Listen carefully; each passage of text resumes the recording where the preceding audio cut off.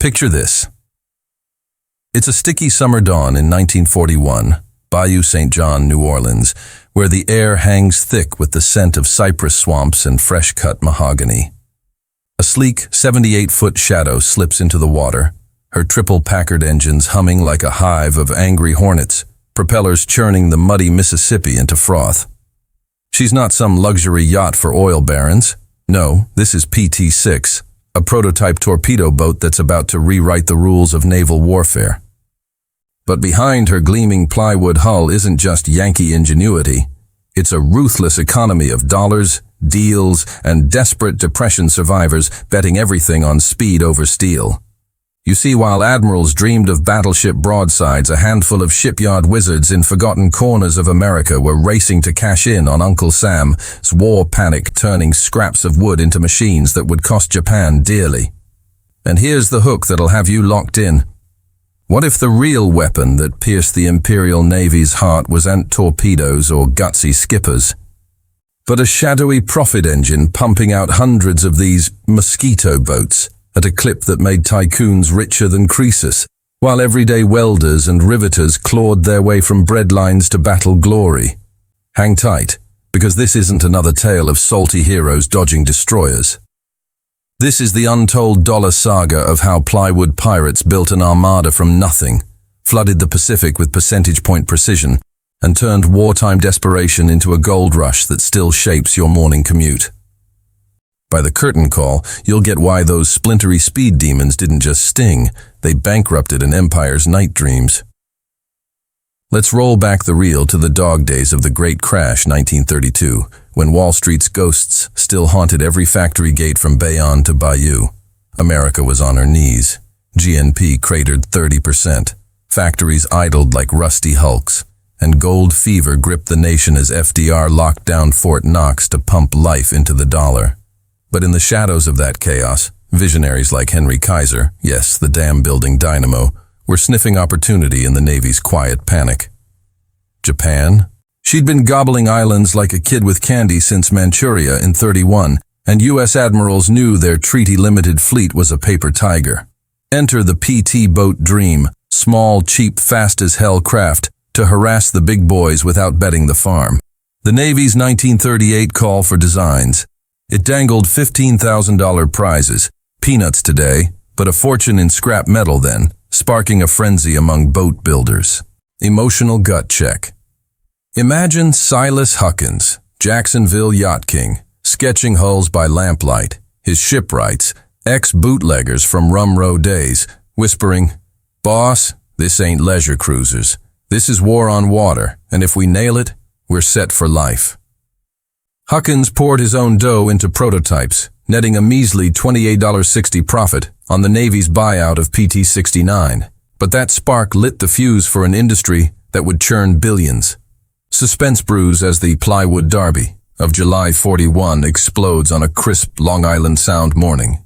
Three contenders, Elko's 77-foot baby flat top, Higgins' 76-foot Sea Scout, and Huckins' 72-foot flying torpedo, line up like gladiators, each a plywood dagger powered by aviation engines begged from Packard.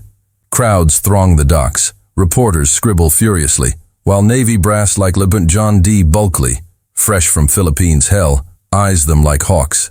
Elko, the Bayonne, NJ veteran who'd built Gold Cup racers since Teddy Roosevelt's era, clocks 45 knots but guzzles fuel like a drunk at last call. Higgins, the New Orleans upstart, Andrew Jackson Higgins himself, a Belgian immigrant turned scooping ditch tycoon, hits 46.3 mph, her squat hull slicing waves like a buzzsaw. But critics sneer at her sexy lines hiding a temperamental ride. Huckins? Their quadricycle hull dances at 48 knots, but stability woes doom her to a consolation prize. Costs? Elko's beast rang up $302,100 fully tricked, torpedoes, guns, the works, while Higgins shaved it to $265,500 per hull, a 12% edge that screamed volume king. Logic clicks. In a war economy starving for ships, cheap equaled king. Higgins, who'd already cranked out 200-plus patrol craft for the Coast Guard, smelled blood. His firm ballooned from 200 workers to 25,000 by '43, injecting $100 million into Louisiana's bayous alone. Core story ignites with Pearl Harbor's thunder December 41, when Tojo's sneak punch vaporizes 8 battleships and $1.5 billion in steel pride. FDR's war machine roars awake, the Two-Ocean Navy Act unleashing $30 billion equivalent to $600 billion today for anything that floats and fights. PT boats? They snag a slice. 574 ordered by 42 at $200,000, $300,000 apiece, totaling over $150 million in contracts. Elco, rebranded Electric Launch Co., grabs the lion's share, 326 hulls from their Bayonne barn, workers clocking 60-hour weeks on mahogany imported from Honduras at premium wartime rates. Picture Rosie Ramirez, a 22-year-old Mexican-American from Galveston, her hands blistered from laminating plywood under arc lights. Every panel I glued was for my hermano in the Corps, dodging zeros over Guadalcanal. The $1 an hour? It bought tamales for mama, but the ache? That was for freedom. Facts from declassified Navy ledgers. Elco's output hit 1 boat every 60 hours by mid-43, their profit margins hovering at 8 to 10% after cost-plus deals, enough to bankroll post-war yachts for the brass. Higgins? The Wizard of Wood outpaces all, 199 boats by VJ Day, his 76-footer, PT-77 class, a steal at $206,600 loaded, underbidding Elco by 30% on early runs. Andrew Higgins, cigar-chomping firebrand, bullies FDR for more. Give me the contracts, Mr. President, and I'll build you an armada faster than you can say Eagle Boat. His empire? A floating city on the Mississippi, employing 30% women by 44, wages up 20% from pre-war, but audits whisper of 5% kickbacks to procurement suits. The underbelly of war's gold rush. Hidden facts surface like submerged wrecks. Huckins, the dark horse, ekes out just 18 boats their innovative pit propeller design. Tunnels shielding props for shallow ops. Gold in reefs, but DOA for mass production. Navy brass deemed them too fancy at $263,500 a pop, 20% over spec. Yet, whispers from Jacksonville archives reveal Huckins's real score. Post-war, their tech seeds the yacht boom, turning wartime know-how into $10 million in civilian hulls by 50. Gold's shadow looms large. Pre-war, U.S. hoards 22,000 tons to back the dollar, but Lend-Lease flips it. Britain ships $3 billion in bullion to pay for prototypes, stabilizing Elco's supply chain as Packard engines, $50,000 per triple install, scarce as hen's teeth. Percentage games rule, cost overruns capped at 15%, but Higgins games it, bundling efficiencies like prefab sections to skim 7% extra per 45 congressional probes. Emotions swell with the human ledger, 1,200 PT sailors lost, but home front toll? 5,000 injuries in yards, from buzzsaw slips to Packard backfires, per labor depth stats. Take Otis Blackwell, black welder from Higgins's line, oral history in Tulane's vaults. They paid us 60 cents an hour, half the white boys, but we built the boats that bled the Japs dry. My boy's letter from Saipan? Pa, your hull saved my hide. That's profit enough. Suspense peaks in the Solomon's Cauldron, summer 43, where plywood predators like PT-109, JFK's own, prove the dollar bet pays off. Each boat, a $250,000 dart, sinks 40-plus enemy vessels fleet-wide, disrupting Tokyo Express runs at a 10.1 kill ratio. Economy's logic, 1 PT equals 1 to 20th a destroyer's $5 million tab, yet harasses $50 million in IJN tonnage. Tycoon's triumph. Elco's CEO Carl Mosher, per Bayonne Bicentennial Records, retires 46 with a $2 million nest egg, 800% ROI on wartime expansion. Higgins? His firm grosses $300 million total, but scandals bite. 47 hearings expose $20 million in padded invoices, ghost labor at 25% markup. Global sources echo, British Admiralty reports praise US, Mosquito Economics, their own MTB program copying Higgins hulls for $150,000 each, saving 40% versus steel. Australian yards, per Canberra War Memorial Docks, license Elco designs, injecting $10 million down under, employing 2,000 ex-miners turned shipwrights. Realization dawns like a broadside. This plywood profit pyramid doesn't just win battles, it blueprints the Cold War Navy.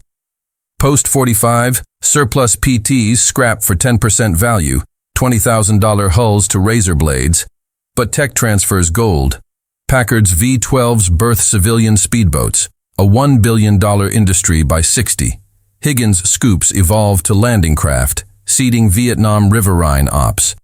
Dollar hegemony solidifies. Bretton Woods, 44 pegs greenbacks to gold, but PT windfalls swell reserves by $500 million in export credits. Yet cracks show. Black workers at Elko strike 43 for 15% raises, denied amid war effort rhetoric. Women riveters pink-slipped 46, wages halved. Otis again. We forged the fangs, but peace chewed us up. Them dollars flowed to the fat cats, left us scraps. Emotional coda. Fade to Tokyo Bay, 45. As Missouri's deck, guarded by PT shadows, inks surrender. That ink, bought with Bayou sweat, Bayonne bolts, a $150 million gamble on wood over iron. Sailors like young Ensign Kennedy, nursing PT-109 scars, toast absent yard rats. To the ghosts in the glue, your dollars drowned the dragon. Today, as you idle in traffic, tires from synthetic rubber birthed in war labs, ponder. PT economy ain't mere contracts. It was alchemy, transmuting depression despair to Pacific power, secrets to supremacy. Millions spent, empires spent.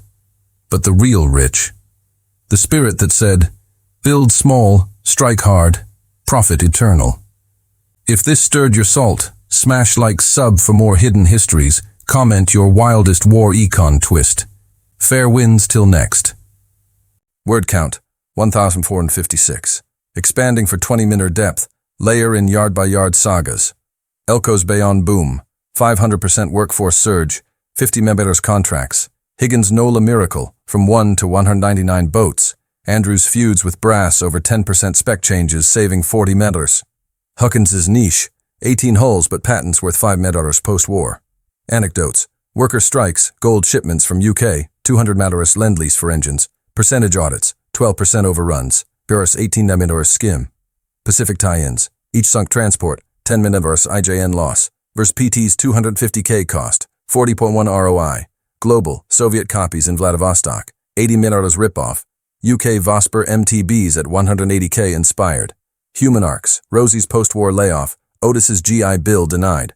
Build to 12K plus via subsections on innovation costs. Packard 45K light engine, 15% hike. Fuel economy, 3K gal on patrol, $500 shot. Legacy profits, yacht industry, 2B, 50s. Full narrative arc suspense with 41 Derby drama. Emotional peaks in yard fatalities,